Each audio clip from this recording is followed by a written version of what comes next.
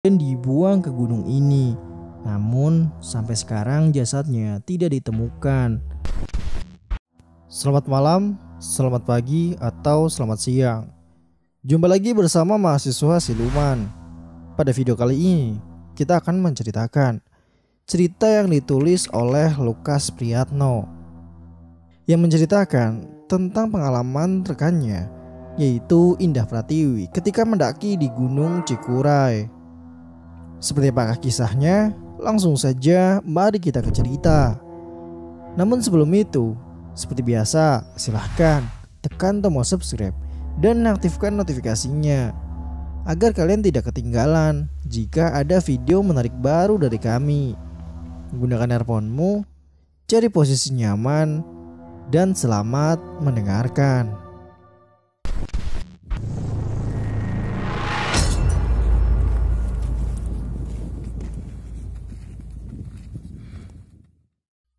Assalamualaikum warahmatullahi wabarakatuh.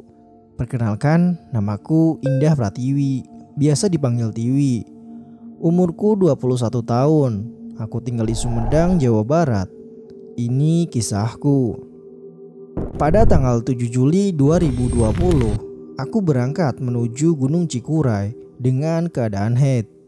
Aku tak berpikir panjang tentang kedaruratan yang akan kualamin saat itu. Karena biasanya aku mendaki dengan keadaan haid adalah untuk menghindari ketinggalan waktu sholat. Jadi kupikir aman saja. Hari itu aku berangkat bersama komunitas pendakian. Terdiri dari 18 laki-laki dan 10 orang wanita termasuk aku. Jadi total yang ikut pendakian ini ada 28 orang. Ini pertama kalinya aku mendaki dengan banyak teman wanita. Kita semua berkumpul di Parakan Muncang, Sumedang, tepatnya di salah satu supermarket di wilayah itu. Sekitar pukul 8 malam, dengan menggunakan 2 mobil dan beberapa sepeda motor, mobil yang kami tumbangin melesat cepat di kerumunan kendaraan lain di sisi kiri dan kanan. Selama di perjalanan, kami mengobrol seputar pendakian dan tanpa terasa sudah 4 jam lebih akhirnya kita sampai di pemancar. Saat itu sekitar pukul 12.30 malam dan kita bergegas membawa peralatan kita masing-masing dan kita putuskan untuk beristirahat di shelter tanpa dinding itu. Tanpa intro, kita semua tertidur lelap. Mungkin karena di sepanjang perjalanan kita semua tidak tidur. Udara yang dingin mulai mengganggu tidur lelapku dan tanpa terasa hari sudah menjelang pagi. Aku pun bangun dan langsung prepare untuk persiapan naik nanti. Setelah persiapan beres, kita semua sarapan. Sedang asik-asiknya kita makan. Hujan pun turun, diimbangi dengan kabut saat itu. 1 jam berlalu, akhirnya hujan pun reda dan kita siap-siap melakukan pendakian pukul 9 pagi. Di sini kita bagi 3 tim dan aku ikut tim pertama. Setelah berdoa, kita langsung naik dengan beberapa teman pada saat itu. Perjalanan dari pemancar berjalan lancar hingga akhirnya kita sampai di pos 2 pukul 11 siang. Tiba-tiba hujan kembali turun. Kita semua udah ngerasa capek banget dan kita putusin untuk beristirahat sambil menunggu hujan reda. Di sini kita menyalakan musik dangdut dan berkata seenaknya. Karena mungkin banyak di antara kami yang baru pemula dalam melakukan pendakian. Dari sinilah keanehan dimulai. Hati-hati kesurupan loh. Dengan spontan keluar kata-kata itu dari mulutku kepada kawan-kawan yang sedang berjoget waktu itu. Karena menurutku ini tidak benar dilakukan. Kamu kalau ngomong jangan sembarangan. Suara ini keluar dari mulut Pak Ilham dengan nada yang tinggi. Beliau adalah salah satu orang yang dituakan di tim kami. Maaf Pak, saya nggak sengaja, jawabku dengan singkat. Padahal aku menegur buat kebaikan mereka juga, tapi ya sudahlah pikirku saat itu. 1 jam kemudian, tim kedua pun sampai di tengah hujan yang lebat. Mereka bergabung dengan timku atau tim 1 dan kita menunggu tim 3 sampai. Tapi setelah menunggu hingga 30 menit, mereka tak kunjung terlihat, padahal hujan sudah reda.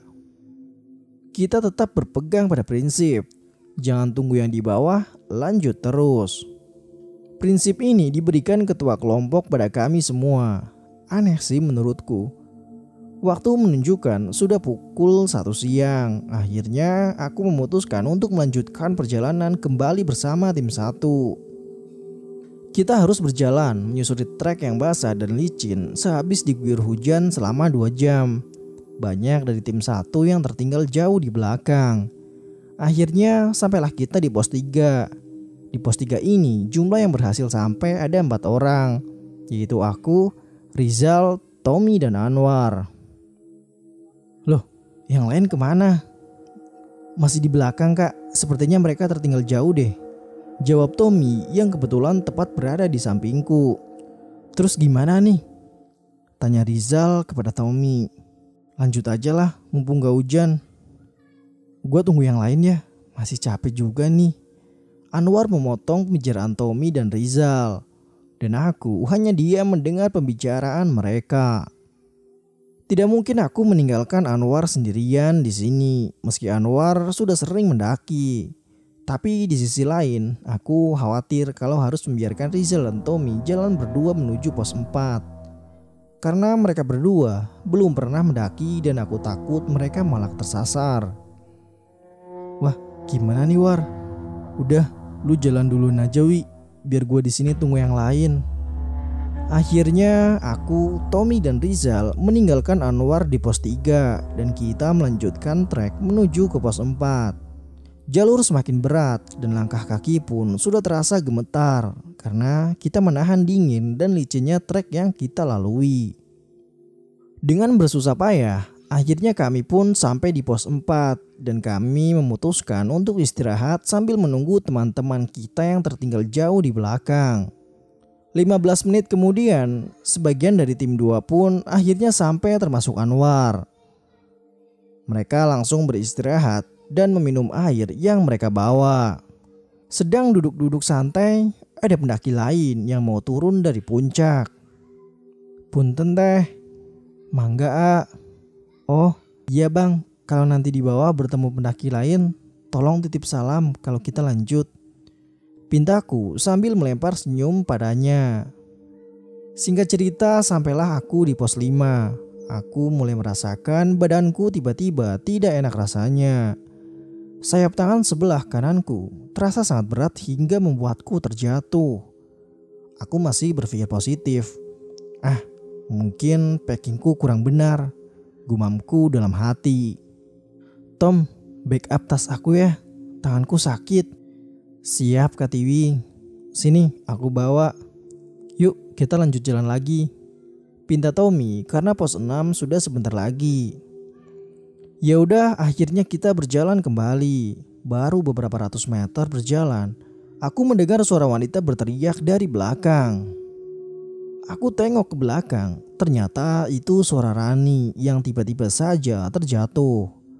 Aku lihat Rani sepertinya tidak bisa berjalan dan aku putuskan untuk membawa tes karirnya. Dan akhirnya kita pun melanjutkan perjalanan kembali. Aku berjalan di urutan ketiga, di depanku ada Tommy dan Rizal.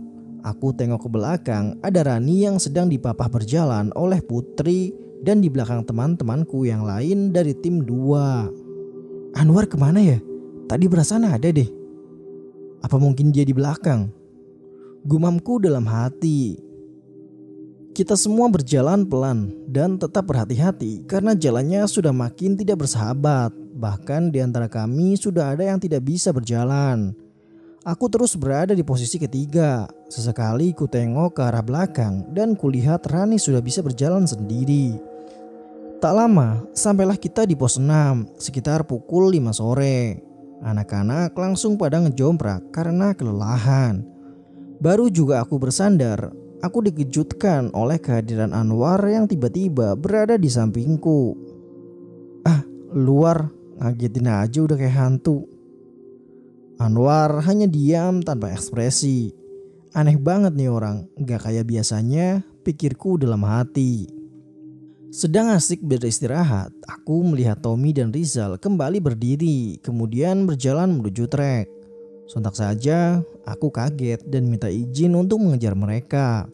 Lagi-lagi karena aku takut mereka tersasar dan masih pemula. Aku sempat bilang pada Rani yang tadi sempat di bawah Putri karena tidak bisa berjalan.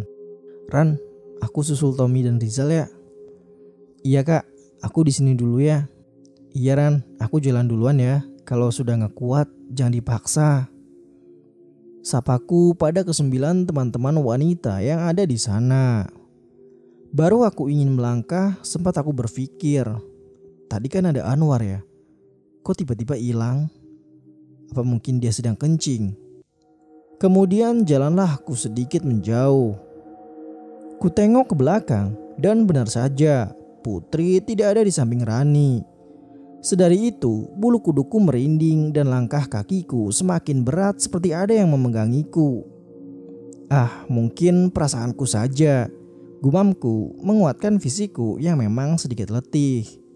Aku lihat cuman Aji yang ikut aku nyusul Tommy dan Rizal. "Ayo kak, semangat."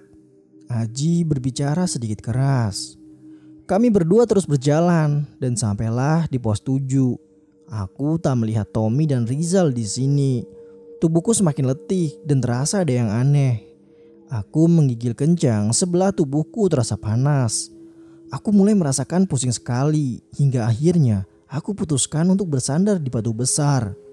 Baru beberapa menit beristirahat, Aji bicara pada aku. "Ayo kak, jalan lagi, ntar malah kejebak malam. Gue kan gak bawa senter." "Iya juga ya, gue juga lupa bawa senter."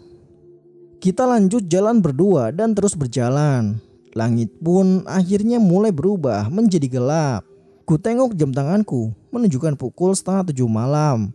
Akhirnya sampailah kita di pos 8. Di sana aku melihat ada Tommy dan Rizal. Sebentar, apakah itu Putri yang berada tepat di sebelah Tommy? Jujur, aku kaget karena cuman aku yang lanjut perjalanan sedangkan semua teman wanita aku beristirahat di pos 7. Apakah itu benar Putri? Kenapa Putri tahu-tahu bisa berada di sini? Padahal jelas-jelas tadi ia ada di bawah.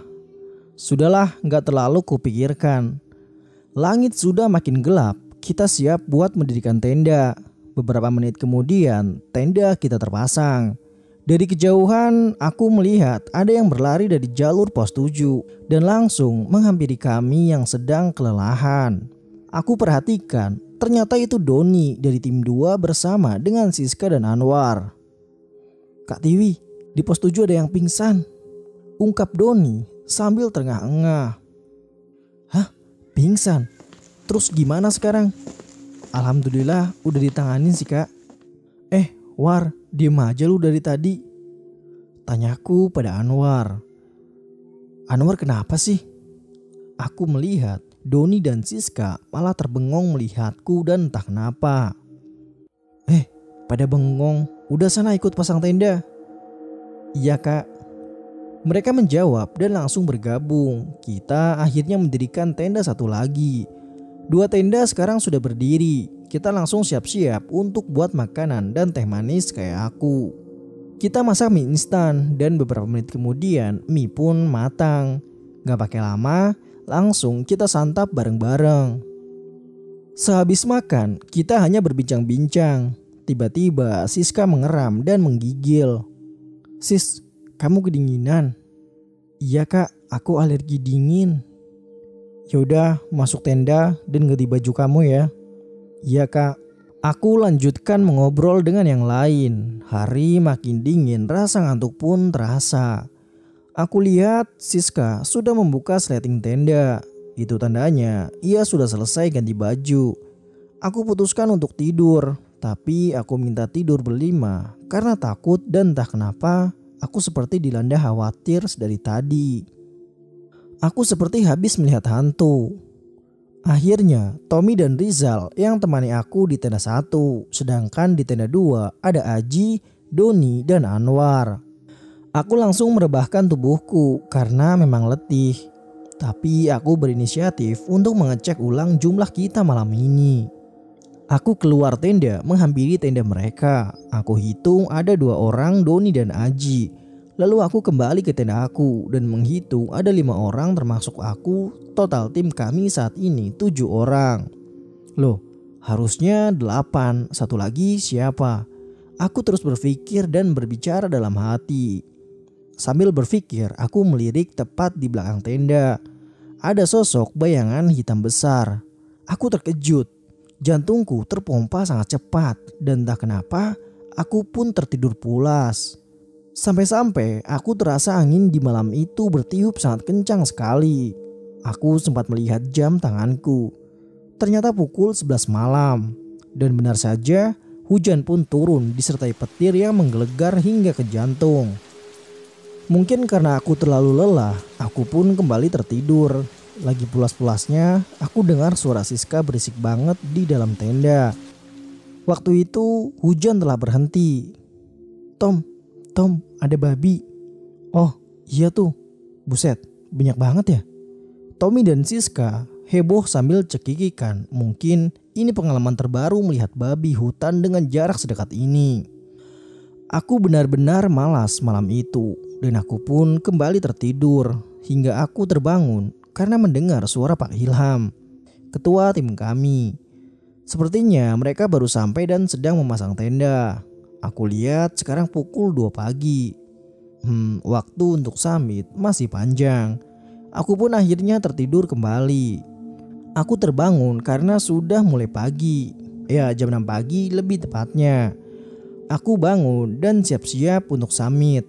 Aku pun keluar dari tenda dan berniat membangunkan Pak Ilham yang tadi malam baru datang. Sleting tenda aku buka dan aku keluar. Tapi aku tak menemukan tenda lain selain tenda kami dan pendaki lain. Kemana tenda Pak Ilham? Lalu yang aku dengar semalam itu suara siapa? Lalu semua keluar dari tenda dan siap-siap untuk summit. Benar saja aku tak melihat Anwar. Sedangkan Putri hanya diam tak berbicara satu kata pun. Dan Pak Ilham yang suaranya jelas ku dengar semalam justru tak ada pagi ini. Aku ini kenapa? Aku berteriak dalam hati sambil memegang kepalaku dengan kedua tangan. Entah apa yang sedang terjadi padaku. Aku sendiri merasa aneh, sedang terdiam kebingunganku. Kulihat temanku satu persatu. Mereka keluar dari tenda dan aku berusaha untuk lebih tenang dan berpikir positif. Sekitar pukul 6:30 pagi, kami semua mulai bergerak untuk summit. Kita summit bertujuh dan benar saja aku tak melihat Anwar di sini. Apa ada yang salah dengan penglihatanku malam tadi? Sekitar pukul 9 pagi, aku melihat kawan-kawan dari tim 2 dan 3 mulai naik bersama. Dan itu membuatku lega karena kita semua berhasil mencapai puncak Cikuray. Meski terpencar dan menikmati indahnya pemandangan di ketinggian 2821 mdpl. Waktu menunjukkan pukul 10 pagi. Kita masih saja asik berfoto dan mengabadikan keindahan Gunung Cikuray. Di puncak Cikuray sudah tak ada lagi pendaki lain selain dari tim kita. Akhirnya kita putuskan untuk turun ke pos 8 untuk prepare kembali. Selang beberapa menit kita sampailah di pos 8 dan kita buat sambal masak. Setelah itu kita semua makan bersama sambil bercerita tentang perjalanan menuju puncak. Matahari sudah gagah bersinar. Tepat pukul 11 siang kita berangkat turun menuju pos 7. Tak memakan waktu lama, sampailah kita di pos 7 dan kita beristirahat sejenak. Di pos 7 ini lagi-lagi aku gak melihat Anwar. Padahal tadi di puncak dia ada bersama kami dan aku baru tahu ternyata yang sempat pingsan di pos 7 itu adalah Rani. Pukul 1 siang kita lanjut lagi untuk turun. Singkat cerita, sampailah kita di pos 3 pada pukul 3 sore. Kita beristirahat sejenak dan memutuskan untuk kembali lanjutkan perjalanan turun. Sebagian dari kami sudah mulai berangkat turun dan aku pun ikut menyusul bersama yang lain. Tapi baru saja ingin melangkah, ada 2 bunga anggrek jatuh ke tanah. Padahal di hutan ini gak ada pohon anggrek. Gak berhenti di situ, gangguan pun muncul. Rani tiba-tiba seperti orang kesurupan dan bicara. Kalau sampai bunga ketiga jatuh, kalian tidak akan selamat. Suara Rani itu mendadak menyeramkan diimbangi dengan gelak tawa yang membuat siapa saja yang mendengar menjadi ciut nyali. Dengan keadaan seperti ini, kita putuskan untuk segera keluar dari sini. Setelah itu, Rani pun sadar kembali dan kita lanjut berjalan menuju pos 2. Jalan kita percepat karena memang ketakutan yang melanda kita semua. Langit sudah mulai gelap, tapi kita belum sampai di pos 2. Di jalur menuju pos 2 ini, gangguan semakin jelas terlihat. Kita sudah lelah berjalan, tapi pos 2 tak kunjung sampai. Kulihat jam sudah pukul 8 malam. Ini kok nggak sampai-sampai pos 2 ya? Aku berbicara dalam hati dan tak habis pikir dengan semua kejadian ini. Akhirnya Pak Ilham meminta untuk kita break sejenak karena memang ini sudah tidak masuk akal. Jumlah tim kita saat itu ada 19 orang karena yang lainnya dahulu turun. Kita semua beristirahat dan terus dihantui rasa takut. Kita semua diam, tak ada yang bicara sama sekali. Tiba-tiba Rani yang dipapah oleh Pak Ilham mendadak berteriak. Sepertinya Rani kembali kesurupan, dan bukan cuma Rani, tapi Aji pun ikut-ikutan kesurupan. Mereka mengeram dan menunjuk tangannya ke arahku. Lalu keluar suara dari mulut Rani. Kamu tetap di sini. Seperti tersambar petir, aku mendengar ucapan yang keluar dari mulut Rani itu. Bulu kuduku berdiri dan jantungku berdetak dengan kencang. Mereka berdua mulai tak terkendali. Kita semua dibuat panik waktu itu. Terlebih lagi aku yang sedari tadi diperhatikan mereka berdua. Matanya sangat tajam melihat terus-menerus ke arahku. Aji terus tertawa dan ini membuatku benar-benar takut. Hingga aku pun berdiri di belakang kedua temanku. Badanku mulai bergetar dan aku mendadak lemas. Kulihat kabut pun mulai turun dan membuat suasana ini semakin mencekam. Wi, Dewi. Pak Ilham menyadarkanku dari lamunan. Flashit ada sama kamu kan, Wi? Iya pak, ada nih di tas Tiwi. Aku langsung membongkar tasku dan segera mengambil flashit dan menyerahkan kepada Pak Ilham. Flashit dipasang untuk melindungi kami dari kabut malam itu. Kita benar-benar tak bisa bergerak dan bingung karena selama berjam-jam pos 2 belum juga terlihat. Aku terus memperhatikan Pak Ilham yang sedang sibuk memasang flashit dan dibantu kawan-kawan yang lain. Setelah flashit terpasang, aku lihat ada sesuatu di belakang Pak Ilham. Ya, ada bayangan hitam besar persis di belakangnya. Sontak aku bingung ketakutan. Wi, kamu kenapa? Seru Pak Ilham memperhatikan tingkahku. Ada itu. Tanganku menunjuk ke arah belakang Pak Ilham. Dengan perlahan, Pak Ilham menengok ke arah belakang dan menggunakan senter. Mana? Gak ada apa-apa, Wi. Tapi aku masih jelas melihat bayangan hitam itu tepat di belakangnya. Aku langsung menghampiri Tommy dan Rizal. Tom, aku lemas. Aku takut. Aku udah gak sanggup lagi. Perasaan ini membuatku tidak terkontrol dan ingin cepat-cepat keluar dari hutan ini. Kak, istighfar. Sambil tangan Tommy memegang pundakku dan aku disuruh duduk oleh Rizal. Istirahat dulu kak, mungkin kakak kecapean. Akhirnya aku turuti perkataan Tommy dan Rizal. Aku pun duduk sendiri dan gak ada yang aku pikirkan selain beristirahat waktu itu. Suasana saat itu tiba-tiba menjadi sunyi. Yang tadinya ramai kini menjadi tenang. Entah apa yang sedang terjadi, tapi ini sedikit membuatku lega. Aji dan Rani pun menjadi tenang. Bayangan hitam besar yang tadi kulihat pun sudah tidak ada. Dan di sini baru aku melihat Anwar sedang duduk bersebelahan dengan Putri. Ya, aku senang akhirnya bisa melihat mereka.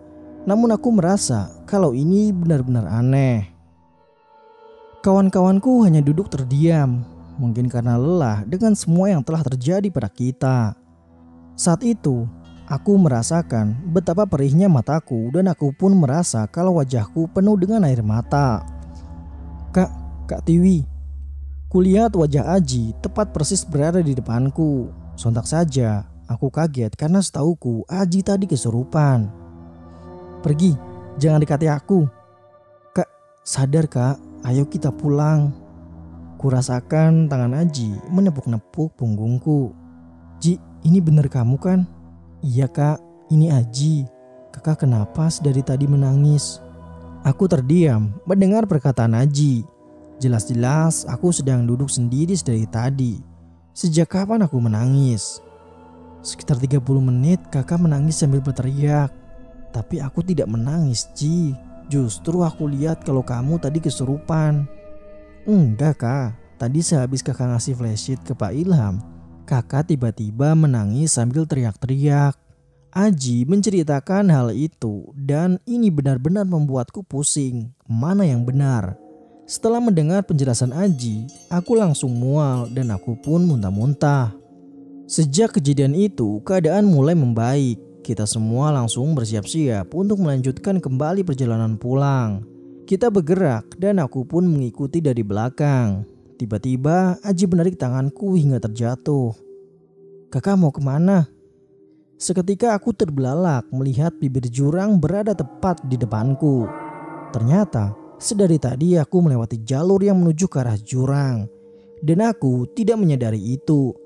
Aku tak bisa berkata apa-apa dengan semua kejadian ini. Benar-benar tidak masuk akal. Setelah aku tenang, aku pun berdiri kembali. Aji, aku ikuti kamu dari belakang ya. Iya Kak Tiwi, ikuti Aji aja. Kita berdua berjalan dan tidak berselang lama akhirnya kita tiba di pos 2. Sampai di sana sudah ada 4 orang tim evakuasi dan kita yang ngalamin cedera langsung dibawa untuk ditangani. Aku dan Rani mendapatkan penanganan dari tim evakuasi. Rani dipijat kakinya karena memang Rani sama sekali tidak bisa berjalan waktu itu. Setelah Rani selesai dipijat, giliran aku. Dari mulai pergelangan tangan hingga ke bahu atas. Badanku terasa bergetar ketika dipijat dan tanpa aku sadari keluar teriakan dari mulutku. Lapar. Ya, masih bisa ku dengar dan aku ingat hanya itu. Tiba-tiba pandanganku mulai gelap dan aku tidak mengingat apa-apa lagi setelah itu. Setelah itu, kita semua kembali berjalan menuju base camp dan dipandu dengan beberapa tim evakuasi. Setelah lama kita berjalan, sampailah kita di warung-warung dan kita beristirahat. Di sana aku pun melihat ada Anwar yang sedang tertidur dan juga Putri yang sedang mengobrol dengan Siska. Semua sini berganti masuk ke kamar mandi untuk bersih-bersih. Setelah itu kita lanjut makan bersama. Kita makan sambil berbincang-bincang dan aku ditanya Kang Cecep. Kang Cecep ini seorang pengurus inti base camp pemancar. Kamu yang bernama Tiwi? Iya Kang. Kamu kenapa? Aku nggak kenapa-kenapa kok Kang. Setelah rombongan kalian pergi dari sini, Akang tidak bisa tidur. Akang kepikiran pada kalian semua, terutama sama kalian-kalian. Tangan Kang Cecep menunjuk aku, Rani, Siska dan Putri. Kami berempat cuma bengong tak berkata apa-apa dengan perkataan dari Kang Cecep. Beberapa orang head ya saat ini? Tanya Kang Cecep. Aku sama Putri doang kok Kang. Kamu salah. Maksudnya? Sebenarnya yang head saat ini ada 8 orang dari kalian. Kang Cecep menegaskan perkataannya. Aku benar-benar mulai bingung apa yang dimaksud oleh Kang Cecep. Jadi selama ini dari 10 orang wanita cuma ada 2 orang yang tidak head dan 8 orangnya itu head semua. Lalu kenapa kamu selalu mengambil jalan ke kiri terus? Kang Cecep kembali bertanya kepada aku. Enak aja Kang, jalannya tuh landai dan gak terlalu sulit kok. Landai dari mana? Kalau kakak mau tahu, di samping kakak tuh jurang. Putri tiba-tiba memotong pembicaraanku dengan Kang Cecep. Aku hanya diam, bengong mendengarkan Putri berbicara. Pantas saja, sewaktu aku di pos 5, aku terasa ingin jatuh terus. Bahkan sampai 2 kali aku terjatuh. Lalu, kenapa kamu seperti takut dengan Rani? Kang Cecep kembali bertanya. Rani kesurupan Kang, dan aku seperti diancam. Justru aku tidak melihat kamu sewaktu perjalanan trek pulang. Rani menyeletuk. Apaan sih Ran? Jelas-jelas kamu tuh kesurupan. Banyak saksinya kok. Tiba-tiba Putri berbicara. Aku justru takut waktu itu lihat kakak Tiwi di dalam tenda. Karena yang aku lihat itu bukan kakak sepertinya. Makanya aku tidur menghadap belakang karena aku takut dengan kakak. Aku makin bertambah bingung apa yang sebenarnya terjadi. Kang Cecep menjelaskan bahwa ada dua sosok yang mengikuti kalian. Sosok yang berada di tubuh Tiwi adalah Wulan, dan yang berada di tubuh Rani adalah sosok jahat penghuni sini. Wulan siapa Kang?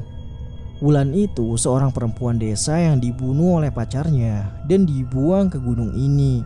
Namun sampai sekarang jasadnya tidak ditemukan. Wulanlah yang menyelamatkan kalian dari penunggu sini. Mendengar penjelasan dari Kang Cecep, kami semua hanya diam dan merenung. Aku lihat jam sudah pukul 2 pagi. Kang Cecep mempersilahkan kami untuk beristirahat. Kami pun tertidur lelap dan tanpa terasa pagi pun datang. Kami bersiap-siap untuk pulang. Kami pun pamit pada Kang Cecep dan berterima kasih atas pertolongannya. Jadi begitulah kisah dari Indah Pratiwi yang ditulis oleh Lukas Prianto ketika mendaki di Gunung Cikuray. Percaya atau tidak, itu kembali ke pribadi masing-masing. Ambil hikmah dari setiap kisah yang kami bawakan dan jangan melanggar aturan yang telah ditentukan. Buat kalian yang punya kisah menarik seputar pendakian atau kisah apapun itu, silahkan kirimkan ke email kami yang ada di deskripsi. Atau bisa juga DM di Instagram @mahasiswa_siluman. Sampai jumpa di video kami selanjutnya. Salam lestari, mahasiswa siluman.